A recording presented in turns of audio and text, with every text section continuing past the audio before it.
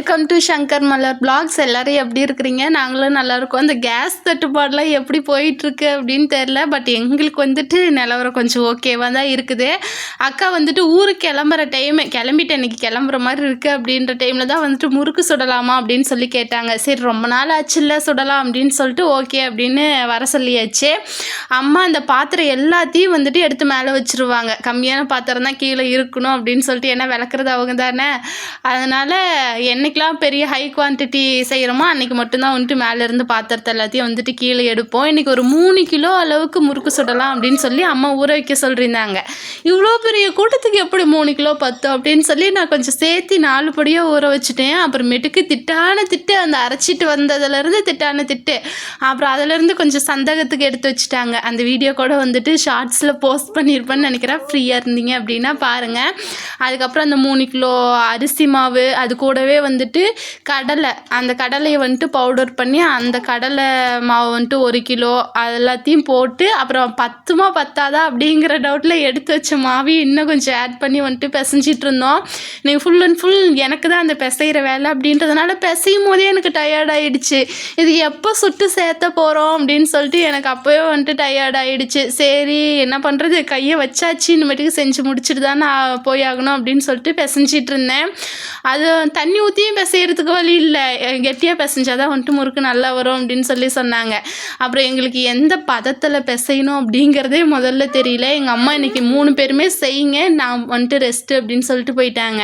நாங்கள் அந்த மாவெல்லாம் பிசைஞ்சிட்டு முறுக்கோலை கையில் போட்டு சுற்றி பார்த்தோம் ஃபஸ்ட்டு. அது நல்லா வருதா, ஷேப் வந்துட்டு வருதா, பிய்யாமல் வருதா அப்படின்லாம் சுற்றி பார்த்துட்டு இருந்தோம். அப்புறம் அம்மா வந்துட்டு அடுப்பத்தை வச்சு தந்தாங்க.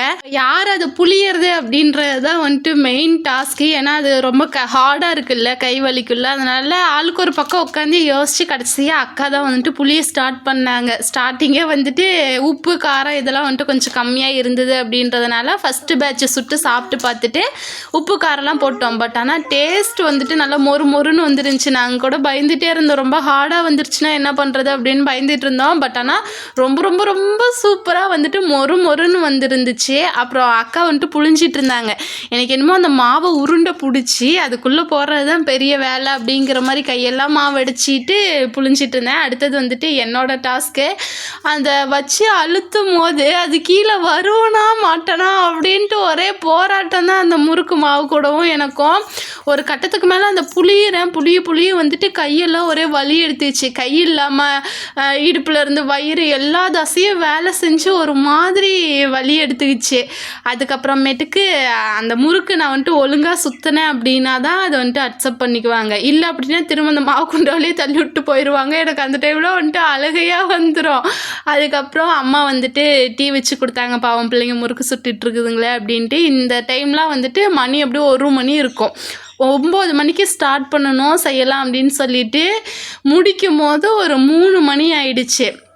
அதுக்கப்புறமேட்டுக்கு நாங்கள் சுட்டு வச்ச முறுக்கு எல்லாத்தையும் எடுத்து அம்மா ஒரு பெரிய குண்டாவில் அடுக்கிட்டு இருந்தாங்க. ஒரே மாதிரியே ஏன் போட்டுட்ருக்கணும், கொஞ்சம் டிஃப்ரெண்ட் ஷேப்பில் போடலாம் அப்படின்னு சொல்லிட்டு அந்த முறுக்கச்சிலேயே நிறைய விதமான அந்த ஷேப்ஸில் இருக்குல்ல, அதில் 1 போடுறேன். அந்த 1 போடுறதுக்கே வந்துட்டு ஒரு 1/4 மணி நேரம் இருந்திருக்கும். அதுக்கப்புறம் ஒரு கட்டத்துக்கு மேலே என்னால் முடியல அப்படின்னு சொல்லி பாய் போட்டு படுத்துட்டேன். அவங்க எழுப்பாமல் கூட்டிகிட்டு போனாலும் அங்கேயே தான் கடந்திருப்பேன். அதுக்கப்புறம் நிறைய முறுக்கு குண்டை நிறைய சுட்டு வச்சுட்டேன். அதுக்கப்புறம் எனக்கு காது அப்படின்ற ஒன்று கேட்காமையே வந்துட்டு போயிடுச்சு தூக்க நினப்பில். எங்கள் அக்கா என்னமோ சொல்கிறாங்க, என்னது அப்படின்ட்டு இருக்கிறேன், நீ போய் படு, காலையில் சொல்கிறேன் அப்படின்னு ஒரு கட்டத்துக்கு மேலே சொல்ல ஆரம்பிச்சிட்டாங்க. அப்புறம் கடைசியாக வந்துட்டு முடியல அப்படின்னு டைரெக்டாக குண்டாவிலே புழிஞ்சு விட ஆரம்பிச்சிட்டேன். முறுக்கு வந்துட்டு செம்ம சூப்பராக வந்துருந்துச்சு. இவ்வளோ நேரம் உங்களோட பொண்ணான நேரத்தை ஸ்பெண்ட் பண்ணி பார்த்ததுக்கு ரொம்ப ரொம்ப நன்றி. வீடியோ பிடிச்சிருந்துச்சின்னா ஒரு லைக் அண்ட் சப்ஸ்கிரைப் பண்ணிக்கோங்க.